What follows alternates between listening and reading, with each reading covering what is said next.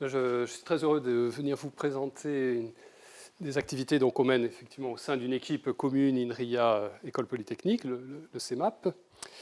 Et donc pour tout de suite planter un petit peu le décor, je pense que ce graphique parle de lui-même, et vous savez tous que développer un médicament coûte cher, voire très très cher. Alors, peu importe le chiffre exact, mais c'est plusieurs milliards de dollars.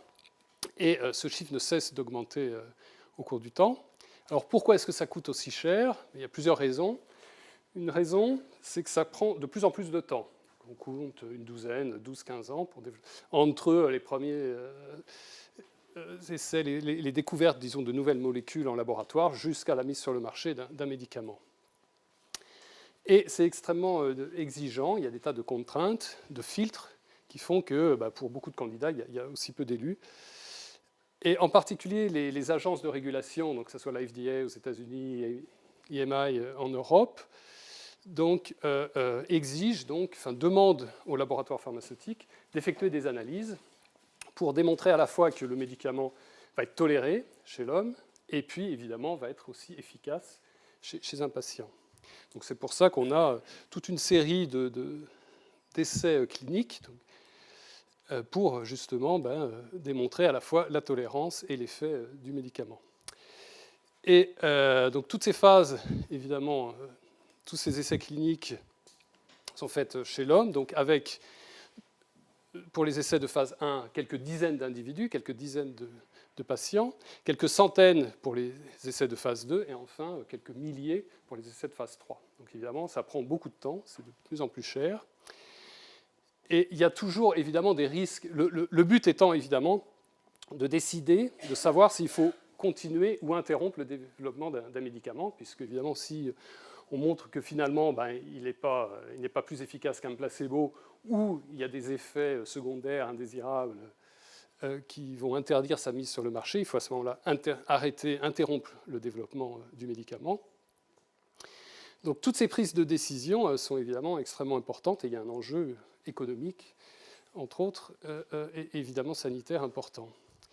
Alors, comme on ne peut pas imaginer tous les scénarios chez l'homme, tester toutes les combinaisons possibles, toutes les posologies possibles et imaginables, on a de plus en plus recours à la simulation numérique, donc on va simuler des essais cliniques en utilisant des patients virtuels. Donc on va générer in silico, donc dans l'ordinateur. Et là, le gros avantage, c'est qu'on peut en simuler autant qu'on veut. Et on peut leur donner toutes les doses qu'on peut imaginer, il n'y a aucun souci. Alors ça va permettre de comparer donc, par la simulation différents traitements. On va par exemple comparer différentes doses. Ici, c'est un exemple où on essaye d'évaluer le taux de survie attendu à 5 ans dans un traitement en cancérologie. Donc pour voir simplement que, évidemment, plus la dose augmente, évidemment, plus le taux de survie augmente. Et on peut aussi, toujours par simulation, essayer d'optimiser le protocole expérimental du prochain essai clinique. Donc ça va être fondamental, puisque le but, c'est d'obtenir le maximum d'informations pour un coût le plus faible possible. Et voir que, par exemple, évidemment, si on a des groupes d'individus, ce qu'on appelle donc des bras, avec plus d'individus, on aura des résultats plus précis, évidemment, que si on a très peu d'individus.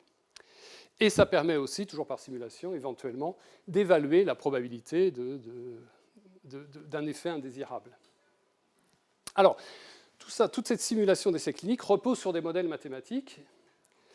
Et j'ai choisi quelques modèles simples. Enfin, un premier modèle très, très simple de pharmacocinétique pour illustrer un petit peu le processus, disons, de construction du modèle. Donc là, j'ai pris un exemple de la warfarine. Je vais vous présenter la pharmacocinétique de la warfarine, qui est un anticoagulant. Donc la pharmacocinétique, c'est l'étude du devenir du médicament dans l'organisme après son administration. Donc ici, la warfarine, c'est une administration orale. Et donc, on va étudier comment est-ce que ce médicament va être absorbé. Donc comment est-ce qu'il va traverser les parois du tube digestif pour rentrer en circulation dans le système sanguin? Comment est-ce qu'ensuite il va être distribué dans l'organisme, dans les différents tissus, les différents organes? Comment il va être métabolisé, puis éliminé? Alors pour étudier tout ça, on a des données de concentration du médicament au cours du temps. Donc ça, c'est pour un patient, c'est des données de la concentration de la warfarine chez ce patient au cours du temps. Et donc le pharmacométricien va essayer de modéliser ces données, donc de construire un modèle. Donc ici, j'ai pris un modèle extrêmement simple. Alors c'est ce qu'on appelle des modèles compartimentaux. Ici, on va supposer que la concentration du médicament est homogène dans tout l'organisme, par exemple. Et il va falloir décrire, le modèle va permettre de décrire comment est-ce qu'il est absorbé, donc depuis le système digestif jusqu'au compartiment central, donc au système sanguin, puis il va être éliminé. Alors, ce type de modèle peut être très facilement traduit en équations mathématiques. Donc ça, je ne vais évidemment pas décrire du tout le modèle mathématique, ce n'est pas du tout l'enjeu, mais c'est ce qu'on appelle donc un système d'équations différentielles ordinaires. Et avec ce modèle, donc, on peut prédire la concentration du médicament, et on peut voir que pour cet individu, par exemple, pour des paramètres bien choisis, le modèle permet de très bien prédire les concentrations observées. Donc ça, c'est pour un patient, évidemment, mais dans la vraie vie, quand on étudie les données issues d'un essai clinique, on a des tas et des tas de données. Donc ici, j'en ai pris seulement 9 patients, mais rappelez-vous, vous pouvez en avoir plusieurs milliers dans le cas d'un essai de phase 3. Et on va faire la même chose. Donc l'objectif, ça sera de modéliser simultanément toutes ces données. Et ce qui est fondamental, c'est de prendre en compte la variabilité qu'on a entre les patients.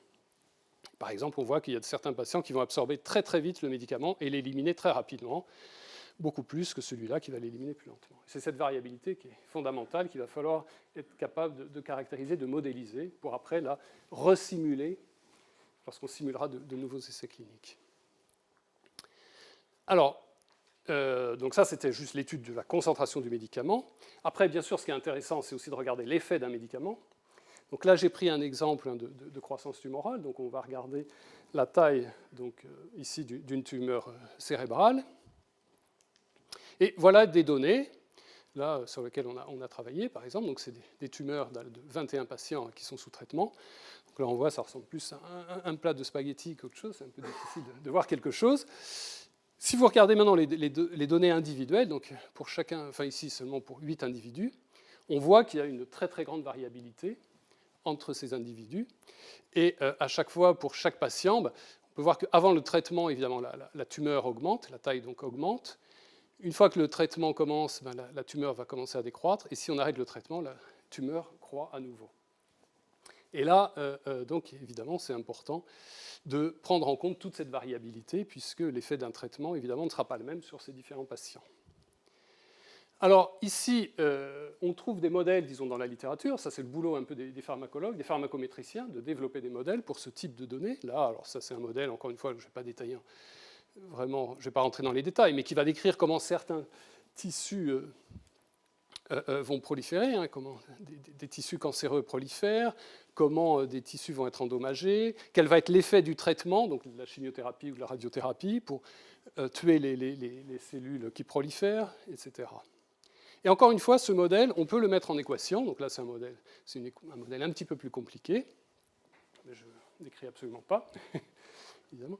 Alors, c'est très bien d'avoir des équations mathématiques, mais si on veut les utiliser dans un ordinateur, évidemment, on a besoin d'un langage de modélisation. Et donc, nous, on a développé un langage pour vraiment adapté à ce type de modèle. Donc ça permet de très très facilement à un pharmacologue, un pharmacométricien, d'implémenter son modèle, parce que c'est exactement ce qu'il écrirait, disons, sous forme d'équation mathématique. Il va l'écrire là avec ce langage, aussi bien pour écrire des équations différentielles que pour implémenter des distributions de probabilité pour décrire toute cette variabilité. Donc ça rend l'utilisation du modèle vraiment facile et possible dans des logiciels dont je dirai 2 mots tout à l'heure. Et ensuite, du coup, après, avec ce modèle, on peut très bien ajuster toutes ces différentes cinétiques et donc avoir de très bons ajustements. Un dernier exemple que je vais présenter rapidement, c'est l'exemple de la dynamique virale donc de l'hépatite C. Donc là encore, il y a des modèles développés par des pharmacométriciens qui vont décrire comment les cellules du foie, donc les hépatocytes, vont être infectées par le virus de l'hépatite C, vont proliférer, vont produire à nouveau des virus. Ce modèle peut être facilement mis sous forme d'équations mathématiques et, encore une fois, implémenté. Et on a ici quelques résultats que je vous présente juste sur quelques patients. Donc ça, c'est des charges virales, et puis on peut voir l'évolution de la charge virale au cours du temps, et on peut voir que vous avez certains patients pour qui le traitement est très efficace, donc la charge virale décroît, donc ils répondent au traitement. Pour d'autres patients ne répondent absolument pas au traitement, la charge virale reste à peu près constante, et puis vous en avez certains pour qui vont répondre de façon partielle, et la charge virale va augmenter à nouveau, par exemple, quand le traitement s'arrête. Alors ici, c'était intéressant parce que c'était quand même un problème assez difficile. Il y avait à peu près 2000 patients, c'est une collaboration avec Roche, et il n'y avait pas d'outil logiciel vraiment capable de traiter ces données avec ce modèle. Donc là, c'était la première fois où on proposait vraiment des méthodes et une solution vraiment pratique pour analyser ces données. Alors, ce que j'ai caché pour l'instant, j'ai mis sous le tapis, c'est que pour avoir tous ces résultats, évidemment, il y a besoin d'outils méthodologiques. Et là, on était face à des problèmes assez difficiles. Des problèmes classiques en modélisation, il y a des paramètres qu'il faut estimer, on a plein de modèles. Un modèle, il faut le valider. Est-ce que le modèle qu'on propose est vraiment capable de reproduire les données qu'on observe, etc. Souvent, on a plusieurs modèles candidats, il faut pouvoir les comparer entre eux. Donc ça, c'est des vrais défis, des vrais problèmes méthodologiques. Et au CEMAP, donc au Centre de mathématiques appliquées, on a justement, c'est un peu notre spécialité dans notre équipe, d'apporter des solutions à ces problèmes. Et c'est là où je pense qu'on est tout à fait dans l'esprit de ce que présentait Jacques Biot dans le cadran de Pasteur, on va dire. C'est-à-dire qu'on travaille aussi bien sur les aspects, disons, fondamentaux des algorithmes que l'on développe, c'est-à-dire qu'on a proposé des algorithmes stochastiques pour estimer des paramètres. Donc ça a été publié dans des revues vraiment de maths.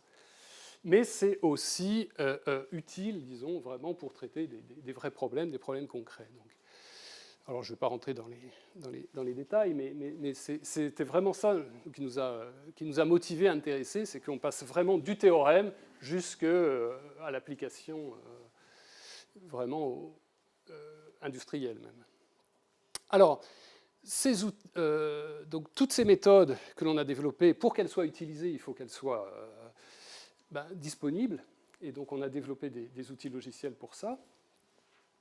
Donc, Monolix, qui est une plateforme de modélisation qui est donc maintenant développée par une start-up qui a été créée il y a quelques années. Et puis Simulix, là, qui est un outil de simulation d'essais cliniques, là, qu'on développe dans notre équipe XPOP. Et tous ces outils sont maintenant très largement utilisés dans toute l'industrie. Hein, c'est devenu des standards. Voilà, donc, alors l'histoire n'est pas terminée, hein, il y a encore plein de problèmes ouverts qui se posent. En particulier, un problème vraiment, je pense, qui est un véritable enjeu, c'est d'essayer d'utiliser donc un peu des informations, le profil génétique des patients, pour mieux caractériser, mieux décrire cette variabilité entre les individus. Et tout ça dans l'optique d'aller un petit peu vers la médecine de précision, vers la médecine personnalisée. Donc là, on pourra justement essayer d'adapter un traitement à un individu en fonction de ses caractéristiques personnelles. Donc l'idée étant d'utiliser les données de population issues d'un essai clinique pour construire un modèle de population et combiner ça avec des informations individuelles.